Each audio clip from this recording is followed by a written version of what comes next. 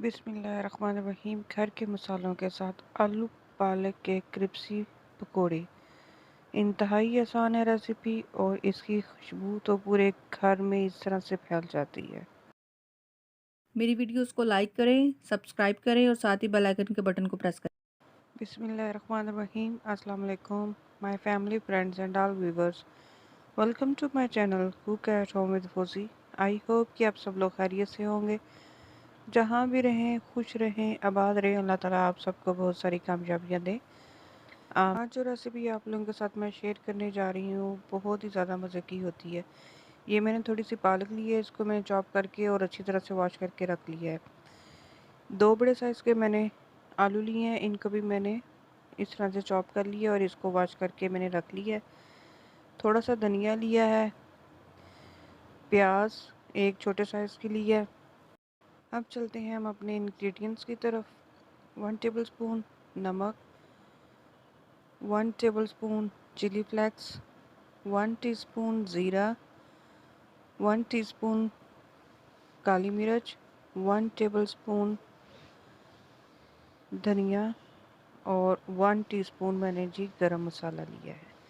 अगर तो आप लोग ज़्यादा स्पाइसी पसंद करते हैं तो आप लोग बीच में सब्ज़ मिर्च डाल सकते हैं। और 2 कप मैंने ये बेसन लिया है। ये तमाम चीज़ों को मैं अब इसके अंदर डाल देती हूँ और इसको हम लोग अच्छी तरह से मिक्स कर लेते हैं।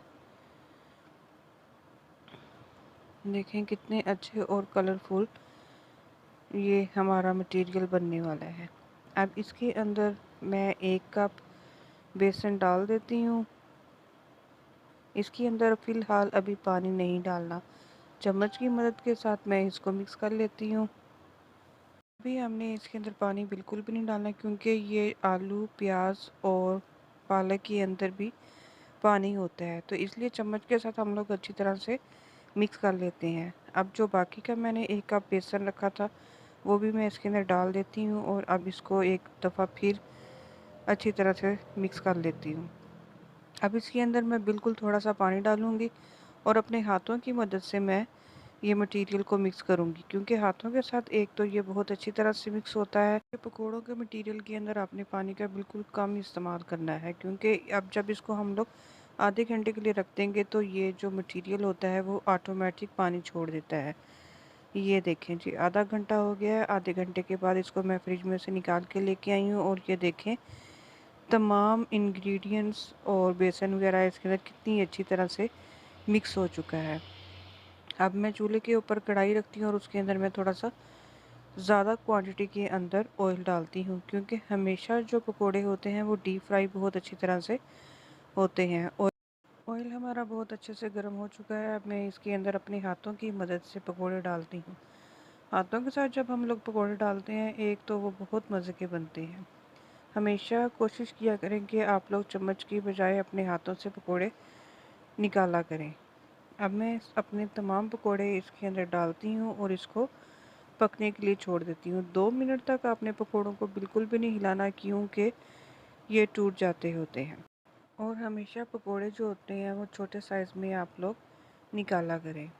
बहुत ही मज़े की रेसिपी हमारी तैयार होने वाली है और पूरा घर जो है इसकी खुशबू से महक उठा है।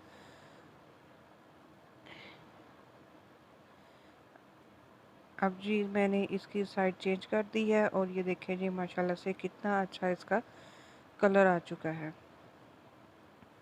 अभी मज़ीद इसको मैं 2 मिनट के लिए और पका लेती हूँ।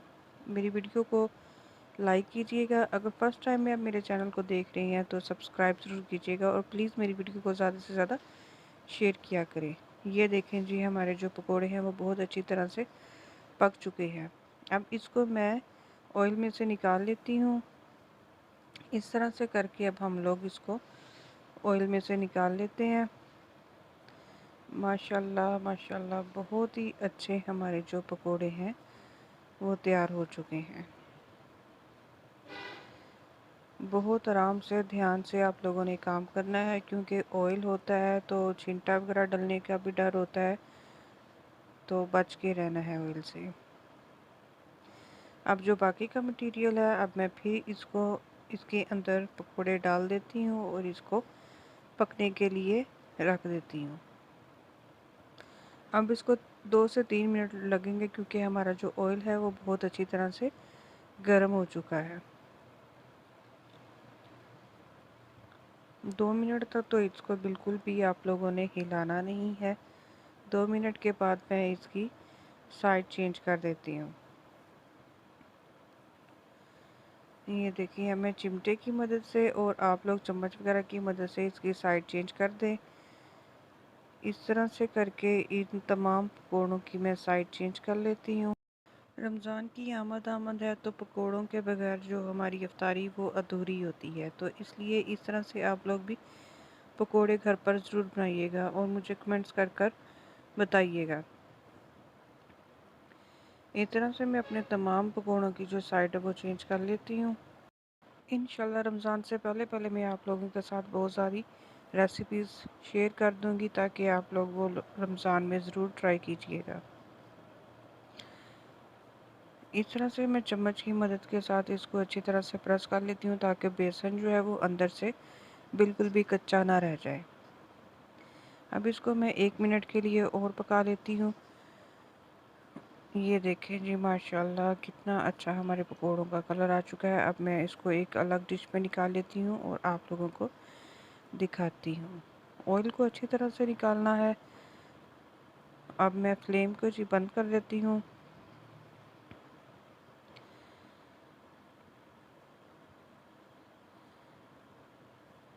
माशाल्लाह कितने अच्छे, खूबसूरत, शानदार हमारे जो आलू पालक के पकोड़े हैं वो तैयार हो चुके हैं।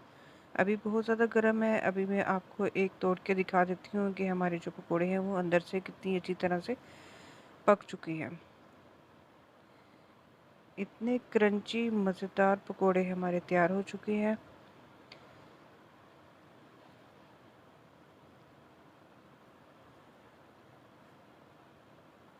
ये देखिए, मैं आपको दिखाती हूँ कि हमारे जो पकोड़े हैं वो अंदर से कितनी अच्छी तरह से पक चुके हैं।